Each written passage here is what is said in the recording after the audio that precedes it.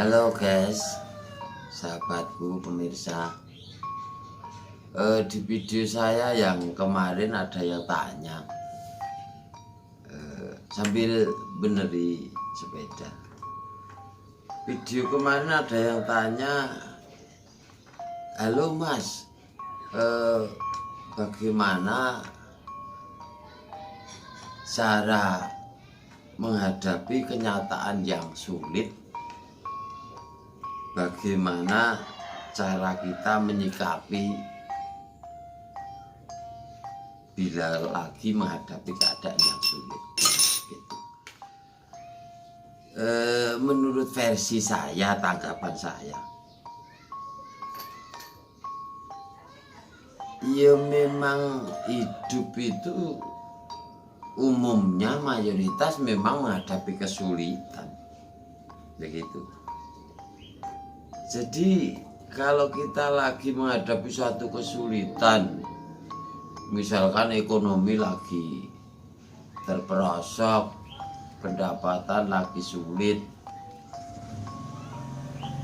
menghadapi kenyataan hidup sulit,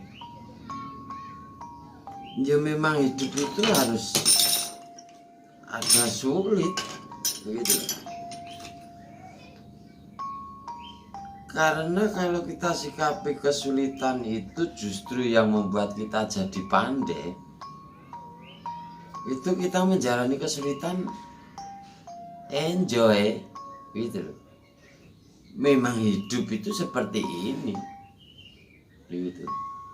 Kalau pertanyaannya masih ingin hidup, ya masih. Kalau masih ingin hidup, ya seperti ini hidup sulit. Karena tidak ada orang yang bahagia sempurna, tidak ada gitu. Mungkin bagi kita yang kesulitan ekonomi, melihat orang yang banyak uang, wah bapak itu enak, ya ibu itu enak, uangnya banyak, pendapatan banyak, sugih bahasa Jawa.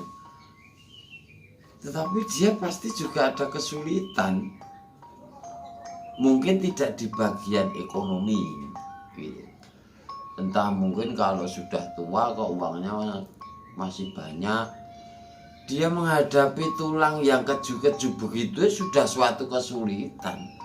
Tidak bisa tidur itu suatu kesulitan. Bahkan dia akan berbicara, wah mending dulu agak sulit tetapi badan terasa enak begitu. Nah kita yang masih merasakan badan enak, merasa sulit, uang.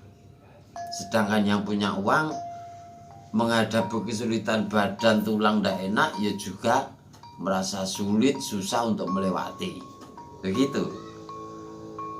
Jadi kalau kita sulit, ya kita jalani, oh hidup kita seperti ini begitu.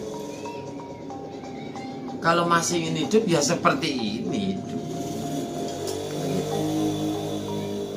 Dan hidup itu ada proses. Menurut saya suatu proses itu bahwasanya Tuhan mau menggiring kita untuk suatu proses berikutnya yang memerlukan, membutuhkan pengetahuan yang kita lewati saat ini. Tanpa kita melewati saat ini mungkin tidak akan ketemu suatu proses yang akan datang gitu. Jadi mau kalau menghadapi ujian kelulusan kelas 6, kita kan kelas 5 juga digodok. Dan godokan itu pasti lebih berat dari godokan yang kemarin kelas 4 begitu. Karena mau menghadapi suatu kenyataan kelas 6 begitu. Jadi dijalani dengan ikhlas lillahi ta'ala.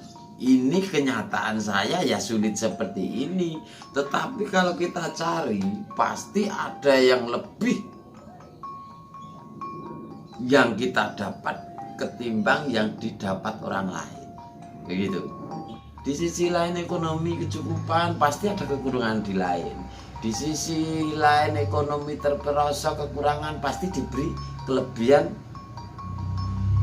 lain yang mungkin tidak dimiliki orang lain. Hadapi kenyataan yang ada ini. Karena kalau kita ditanya Kamu masih ingin hidup? Masih. Ya ini hidupnya begitu. Cari solusi untuk kaya. Oke. Mungkin metode orang kaya untuk kaya itu kan juga ada manajemen yang ngirit dan sebagainya. Jadi ini nek Mas Precil kae digejeki godhong cetil dibumboni karo medhit. Mung resikone siji kok digunem wong dicangkemke wong kan begitu. Jadi pertanyaannya misalkan pengen kaya.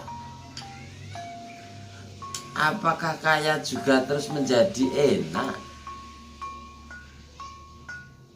Belum tentu juga. Misalkan suatu bos yang punya anak buah garmen begitu saja tidak perusahaan.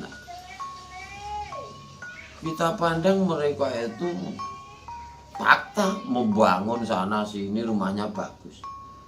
Tetapi yang dipikul beliau juga berat. Dia bertanggung jawab menghidupi karyawan yang sekian puluh. Dan itu titipan Allah Subhanahu wa Ta'ala. Karena konsekuensinya kamu lancar karena ada karyawan. Kamu tak beri kelancaran, tapi tolong hidupi ini karyawan. Konsekuensinya kan begitu. Jadi yang kaya itu belum tentu tidak serumit kita, mungkin malah lebih rumit. Gitu. Kan kalau waktu sulit kita berpikirnya kalau kaya mungkin enak ya. Terus tengah-tengahnya ada cukup, wes ora sugih cukup gitu. Mikirin nek cukup itu juga sudah enak. Ya belum tentu juga, Bang. Begitu. Pasti di sisi lain ada kekurangan. Yang dulu anaknya banyak, nyekolahke dan sebagainya susah. Bentang dorabi, lekas punya jodoh nanti terus aku santai. Tidak santai, aku tanya orang-orang tua itu gantian memikirkan anak-anaknya. Oh yang si nomor 1 itu kok enak ya hidupnya, lancar ekonomi. Kasihan yang nomor 2 kok begitu, malah kadang ada masalah, ada ditinggal suami istri atau bagaimana gitu. Itu sudah tua, tidak punya kebutuhan loh. Masih disibukkan dengan tulangnya, mungkin kurang enak. Anak-anaknya kehidupannya mungkin yang satu begini, yang satu turun begitu. Jadi kalau hidup itu ternyata ya masih ada persoalan terus menerus, kenapa kita terburu-buru untuk meraih yang namanya enak? Terus kita bersedih menghadapi kesulitan. Memang bakal segera tidak punya kesulitan. Selesai ini pasti ada satunya apa begitu, karena hidup bisa kan masih untuk berpikir dan bergerak gitu. Kecuali berhenti seperti pohon itu, hidup enggak terserah, pokok saya di sini juga hidup, nanti ada musim hujan, musim kemarau juga. Jadi kadang-kadang saya juga pernah capek berpikir ya pasti nanti hidup enggak apa-apa ya hidup, tetapi kan kita semestinya ya jangan keri kalau sak padani kan begitu maksudnya. Jadi jalani kehidupan selalu banyak bersyukur dengan keadaan sekarang, karena kita tidak boleh meragukan kebijakan Allah yang kita jalani ini. Menurut saya loh ya, juga tidak luput dari pantauan yang di atas begitu.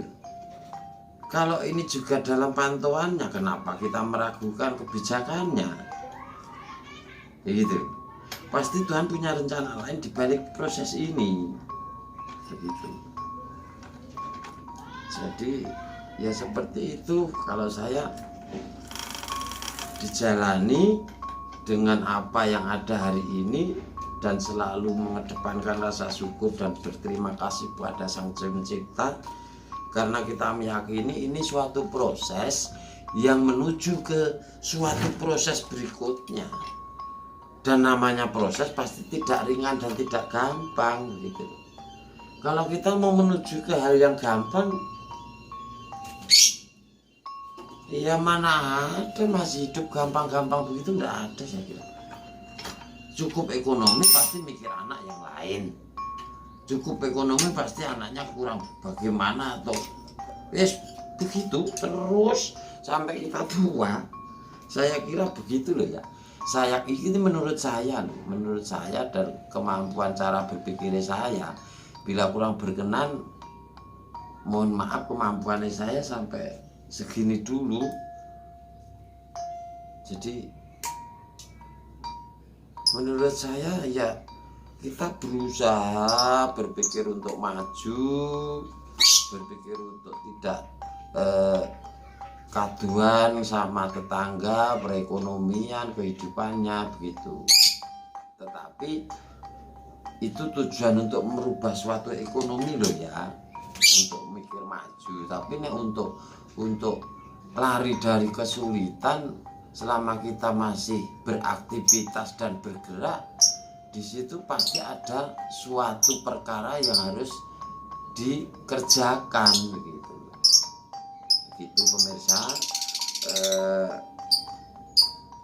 sedikit ya ini sambil ngerjakin sepedanya anak lanang muncul.